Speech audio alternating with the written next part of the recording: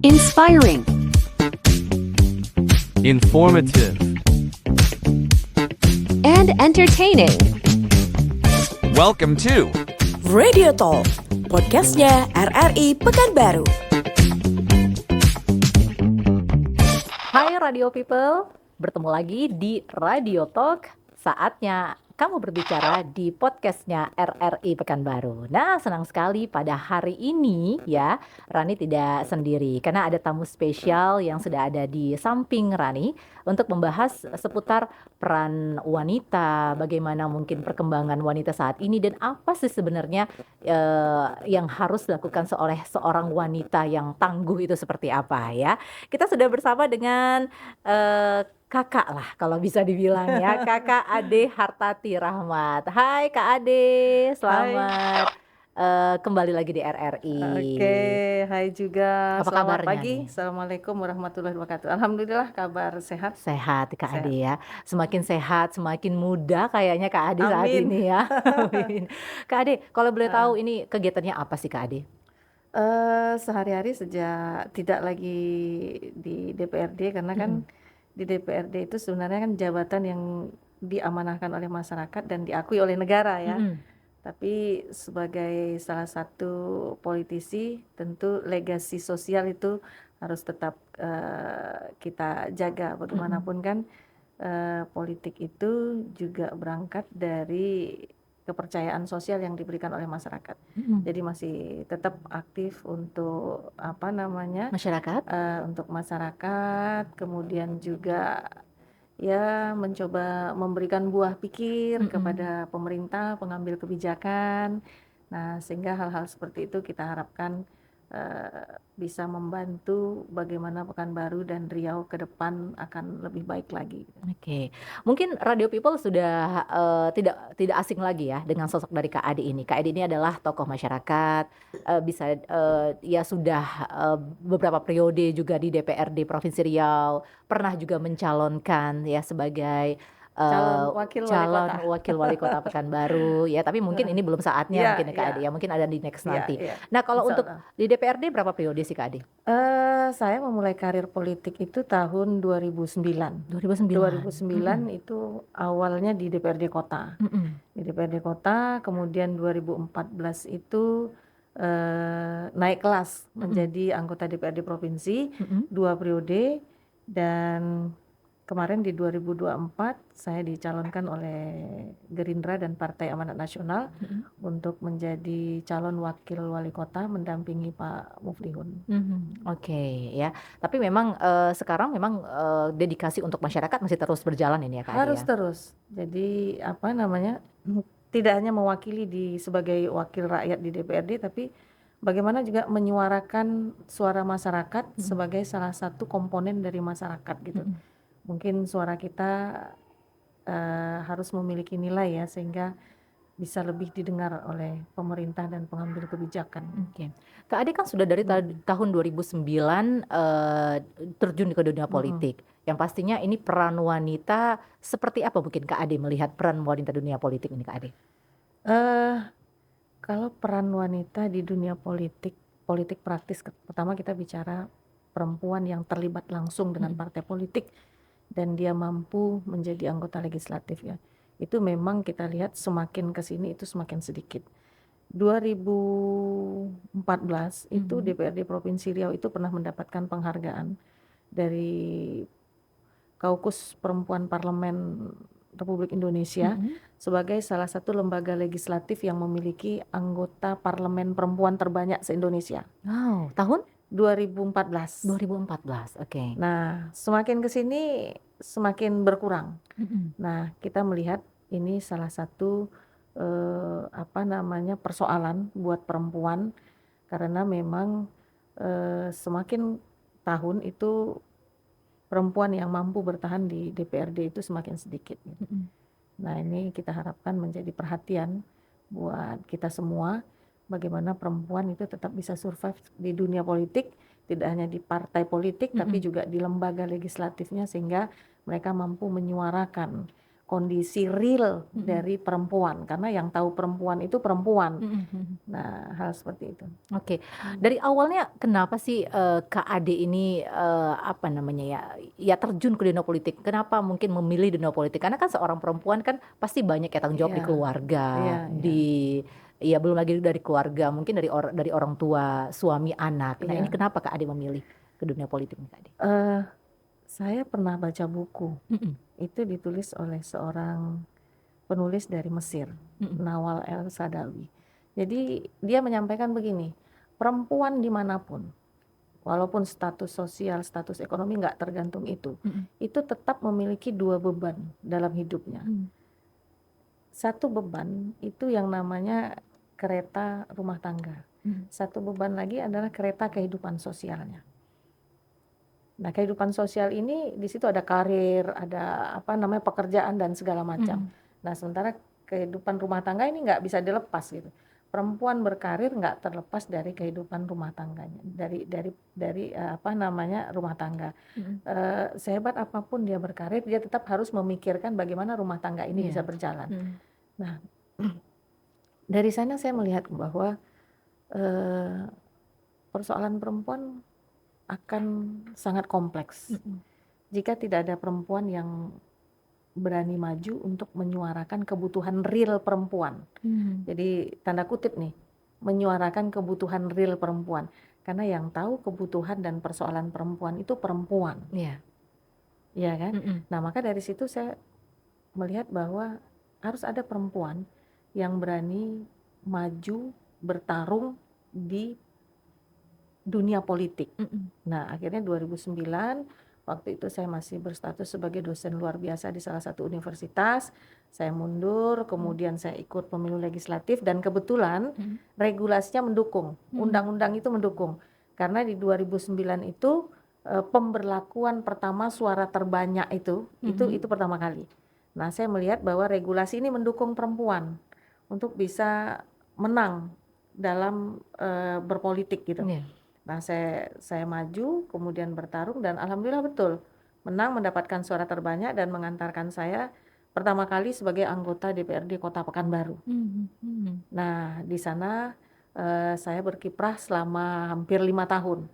Nah, 5 tahun kita berkiprah bagaimana memperjuangkan hak-hak perempuan, mulai dari persoalan KDRT, persoalan kekerasan seksual, menyamakan persepsi antara persoalan perempuan dengan pengambil kebijakan, dengan pelaksana kebijakan. Nah, ini kan sulit gitu. Ada perempuan yang mengalami kekerasan seksual, tapi persepsi dari apa namanya pengambil kebijakan itu kan salah perempuan gitu loh. Kenapa perempuan harus berpakaian minim? Kenapa perempuan harus memiliki budaya yang begini begitu?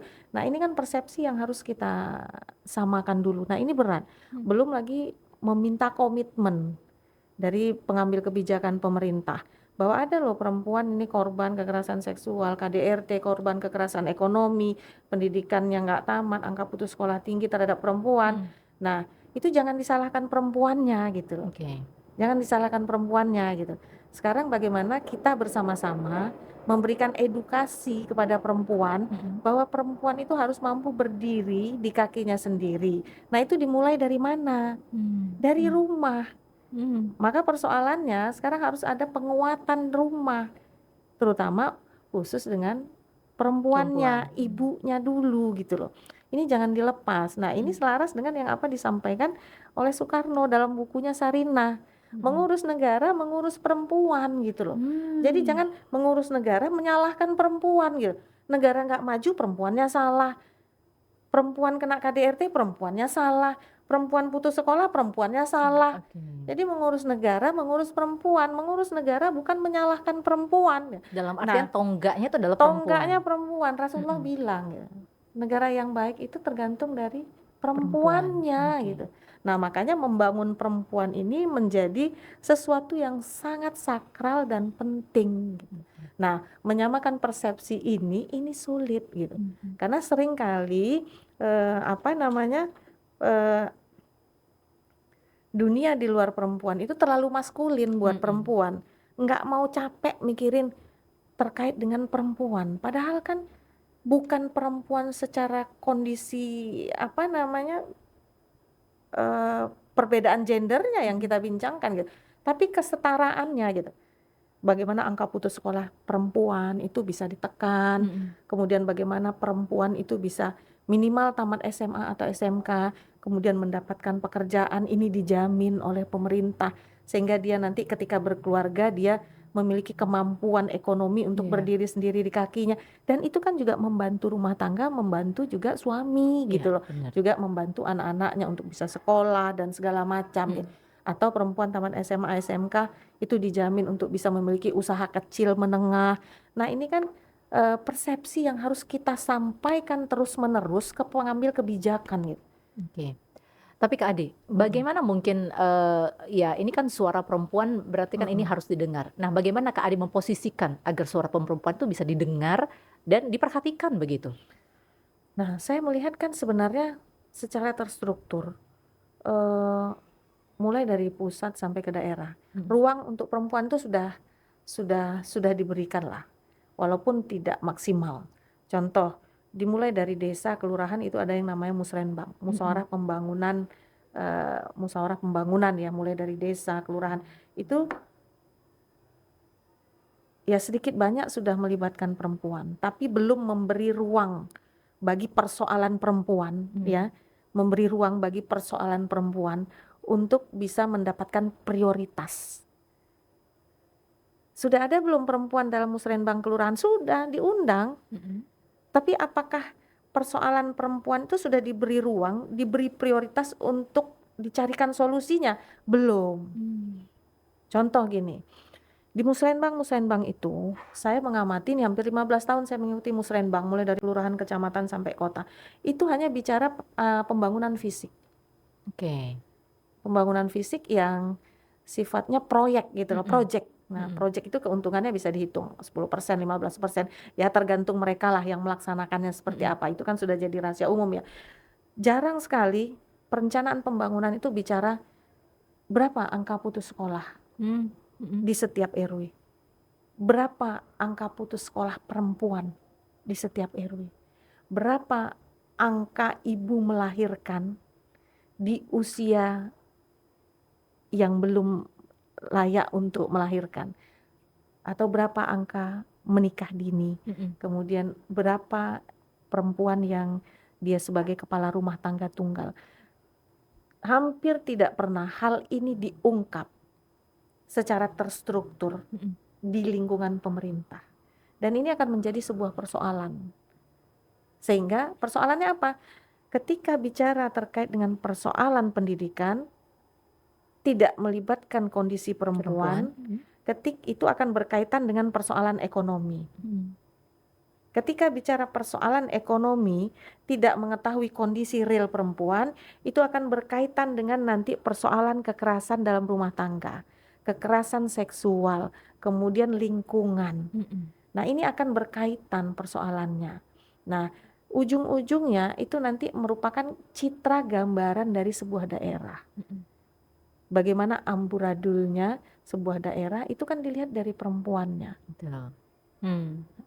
Nah, hal-hal seperti ini tidak disadari atau jarang sekali disadari oleh para pengambil kebijakan, karena hal paling berat itu adalah bagaimana menyamakan persepsi terkait dengan kondisi perempuan.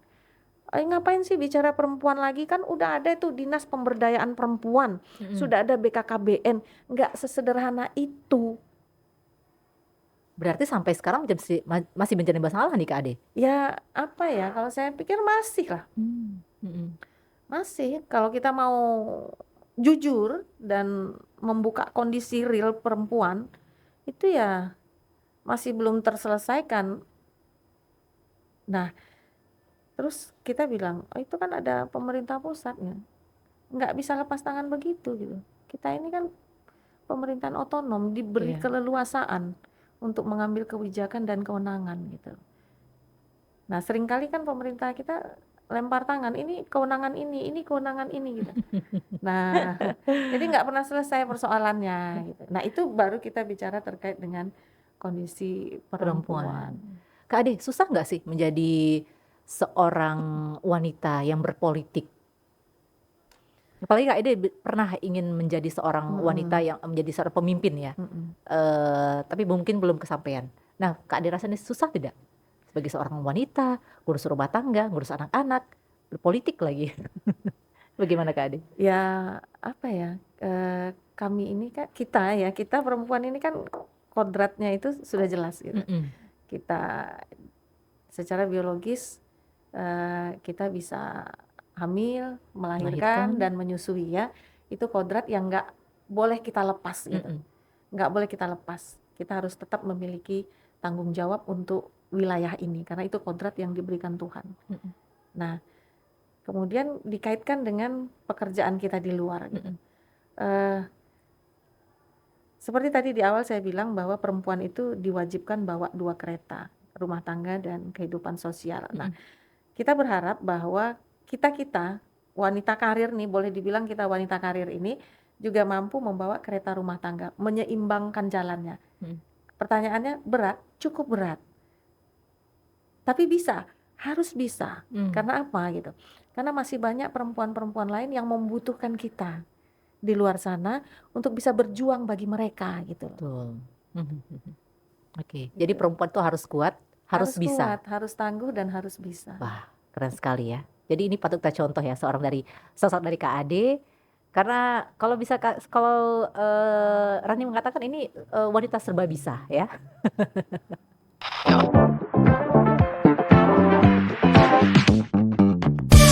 Oke, Kak Ade, menurut dari Kak Ade untuk sosok wanita saat ini ya, tahun 2025 ini seperti apa kalau Kak Ade bilang keeksistensiannya?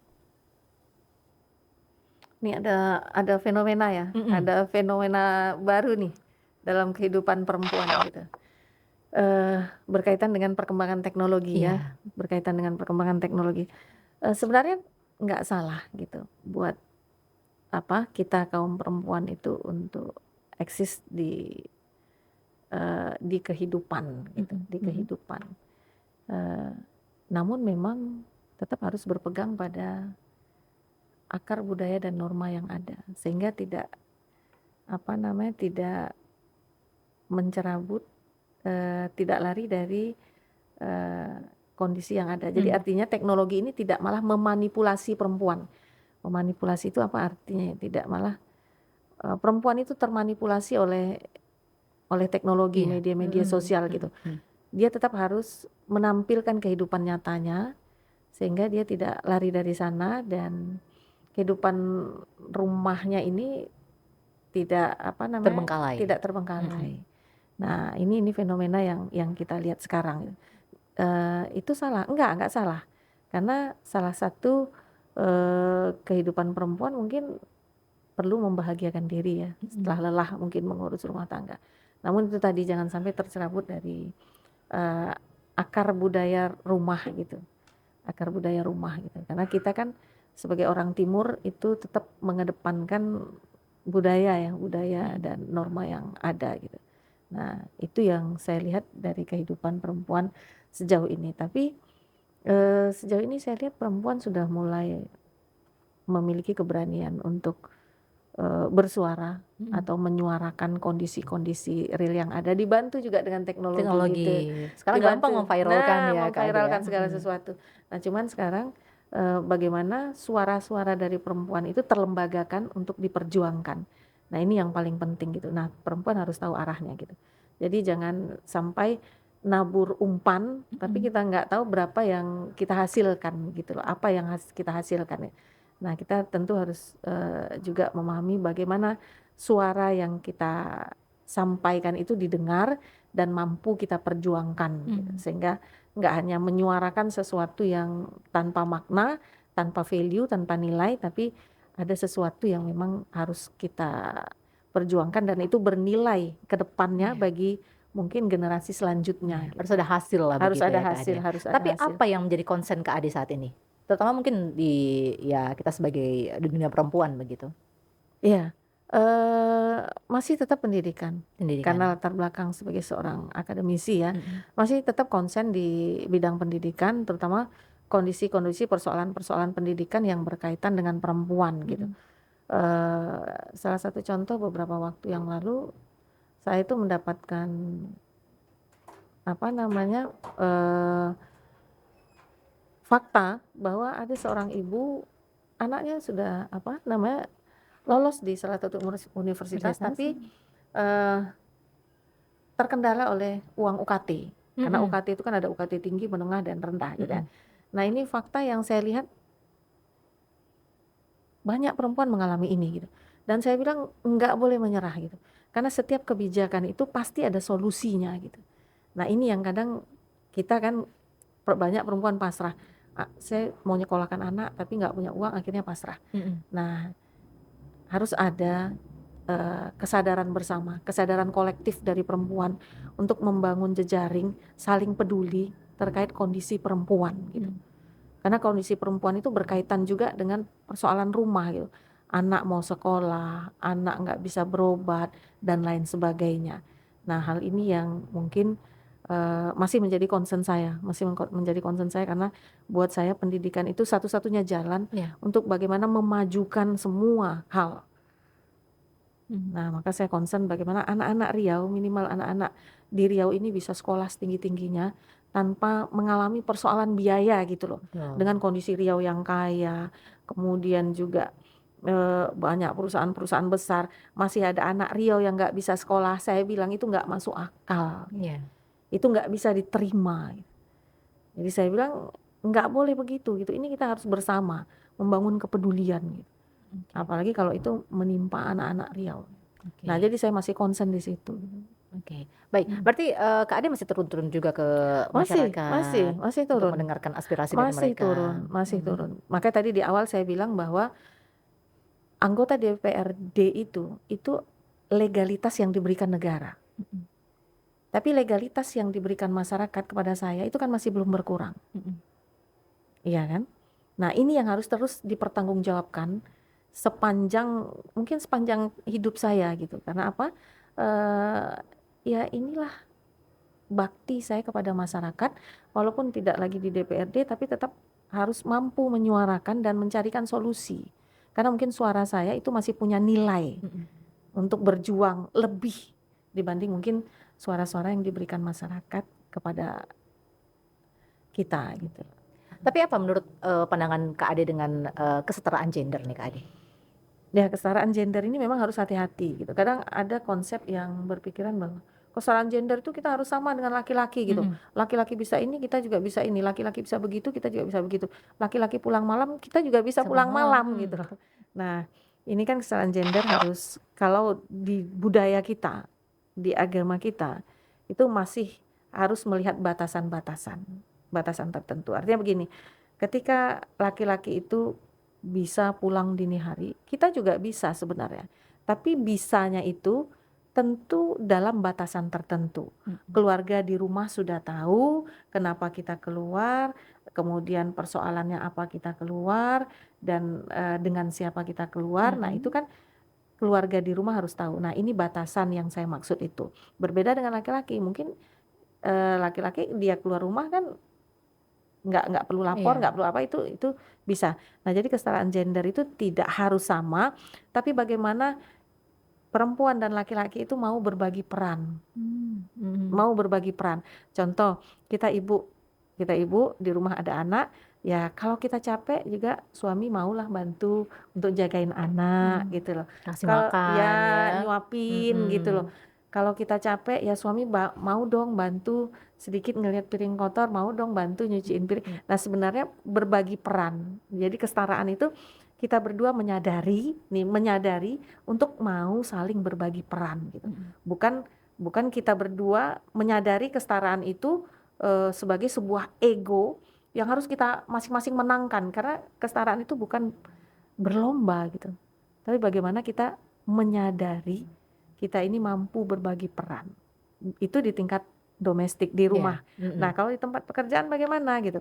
Nah, kita semua terutama pimpinan, kemudian kita di lingkungan pekerjaan itu menyadari bahwa kita ini harus bisa berbagi peran. Kayak mungkin RRI punya satu acara yang mungkin mengungkap persoalan-persoalan yang ada ke daerah sulit. Nah, itu kan bisa berbagi peran juga. Perempuan bisa dilibatkan sehingga nanti bisa mengungkap persoalan perempuan yang ada di sana, laki-laki juga bisa dilibatkan. Nah, berbagi peran seperti itu gitu. Tidak bukan berlomba untuk ego ya, tapi berbagi peran. Nah, itu konsep kesetaraan untuk kita yang berada di budaya timur. Nah, ini dalam pandangan saya ya. Jangan sampai kita kebablasan dengan kesetaraan gitu. Kesetaraan, akhirnya kita bablas mau jadi imam di depan kan nggak bisa kan gitu loh. Tetap juga kodratnya Nah, makmum tetapnya ya. kodratnya makmum dalam agama kita kan, dalam konteksnya ketika sholat kan begitu. Nah, Tapi kalau jadi seorang pemimpin why not ya? nah kalau Kak seorang Ade? pemimpin kenapa tidak gitu? Karena dalam Islam kan juga dimungkinkan perempuan itu menjadi seorang panglima perang sekalipun, dan itu pernah terjadi. Kalau dunia politik untuk perempuan ini berapa persen sih Kak Ade persentasenya? Sekarang menurun. Tadi kan Kalau zaman Kak di Ade? awal kita sudah cerita 2014 itu DPRD Provinsi Riau pernah mendapatkan penghargaan dari Kaukus Parlemen Republik Indonesia sebagai salah satu lembaga legislatif yang memiliki parlemen perempuan terbesar. 30% kalau nggak salah itu 31% ya. Nah, sekarang turun dan menyisakan hanya sekitar 7 orang ya. Perempuan parlemennya, jadi anggota DPRD perempuannya. Nah, ini menjadi catatan sendiri buat demokrasi gitu. Buat demokrasi, bagaimana perempuan-perempuan yang berada di luar melihat ini sebagai sebuah persoalan gitu. Perlukah ini diperjuangkan? Harus diperjuangkan. Harus diperjuangkan bagaimana kita melahirkan lebih banyak lagi anggota legislatif perempuan sehingga itu nanti mampu menyuarakan kondisi real perempuan gitu. Oke. Kak Ade sebagai yang aktif di dunia politik, ya ibu rumah tangga juga, pernah capek sih nggak Kak Ade? Kayaknya nggak pernah capek ya. Nggak pernah Aktif selalu capek ya. gitu karena kan sesuatu yang sudah kita jiwai, kita resapi itu kayaknya membuat kita bahagia selalu gitu. Malah kalau capek itu nggak ketemu masyarakat itu capek gitu. Ini seharian nggak ketemu masyarakat, ini nggak bersosialisasi dengan masyarakat itu kayaknya capek gitu. Kayaknya waktu lama gitu. Nah, ini yang mungkin menjadi kehidupan kita sehingga nggak dirasakan capeknya gitu. Oke. Tapi apa yang menjadi mungkin konsen utama Kak Ade selain dunia pendidikan saat ini? Ya bagaimana memandirikan perempuan ya. Memandirikan perempuan itu tetap dari pendidikan, nggak bisa lari dari sana gitu. Tetap dari sisi ekonominya nggak bisa lari dari sana. Jadi saling terhubung dia. Perempuan yang bisa mendapatkan pendidikan tentu harus didukung dengan ekonomi yang baik. Nah, perempuan yang mendapatkan ekonomi yang baik sudah pasti pendidikannya juga harus baik kan begitu. Jadi saling terhubung. Nah, dua hal ini yang menjadi concern saya untuk selalu bagaimana kita berjuang dalam wilayah dalam isu terkait dengan perempuan gitu. Perempuan korban pelecehan, penggusuran dan segala macam. Nah, itu kan persoalan-persoalan yang masih ada di tengah kita kan. Oke. Memang kompleks ya kalau bicara tentang perempuan ya Kak Ade ya, karena perempuan seperti Kak Ade bilang tadi adalah tonggak dari satu rumah tangga. Ya dimulai dari manusia itu ya pasti dimulai dari satu rumah tangga ya, akan membentuk karakternya seperti apa. Dan apa nih Kak Ade pesan untuk para perempuan yang ada di luar sana nih Kak Ade untuk survive, untuk mempunyai pendidikan yang baik. Berarti bukan berarti kita menjadi ibu rumah tangga tidak mempunyai pendidikan ya, harus mempunyai pendidikan Kak Ade. Pesan saya buat seluruh perempuan ya harus fokus pada hidup kita, jangan fokus pada hidup orang gitu. Tapi tetap harus memiliki rasa kepedulian. Fokus itu tidak artinya bukan tidak mau tahu gitu. Fokus pada kehidupan dan tujuan kita baik sebagai ibu maupun sebagai perempuan gitu loh. Nah, tapi tetap harus membangun kepedulian terhadap sesama perempuan gitu. Sehingga jejaring ini, kekuatan ini bisa saling nanti menguatkan kita perempuan dan bisa saling membantu sesama perempuan gitu. Oke, baik. Mudah-mudahan juga perempuan-perempuan yang lagi melihat, menonton kita, mendengar kita ini bisa menjadi perempuan yang survive, mempunyai Amin. pendidikan yang baik ya, sehingga menghasilkan juga putra-putri bangsa atau generasi emas seperti Amin. tujuan dari presiden kita begitu ya Kak Ade. Kak Ade, terima kasih Kak Ade ya Terima sudah kasih bermain-main sekali di sini. lagi. Mudah-mudahan Kak Ade juga bisa menginspirasi para Amin, perempuan yang ada di amin, luar sana. amin. Tetap semangat, Amin. tetap menjadi wanita yang energik ya. Karena memang wanita itu perlu energik Perlu ya. energi, Betul, perlu semangat. perlu semangat. Baik Radio People. Demikian tadi bincang-bincang kita bersama dengan Kak Ade Artati Rahmat ya, seorang tokoh masyarakat, legislatif perempuan ya, dan juga sempat mencalonkan diri sebagai wakil wali kota Pekanbaru, tapi mungkin bukan saat ini. Next kita doakan mungkin ke Next. depannya ya. Mudah-mudahan juga Kak Ade tetap semangat dan sehat selalu Amin. untuk memperjuangkan nasib perempuan yang ada di luar sana. Baik, Radio People, kita cukupkan Radio Talk untuk edisi hari ini. Saatnya berbicara di podcastnya RRI Pekanbaru.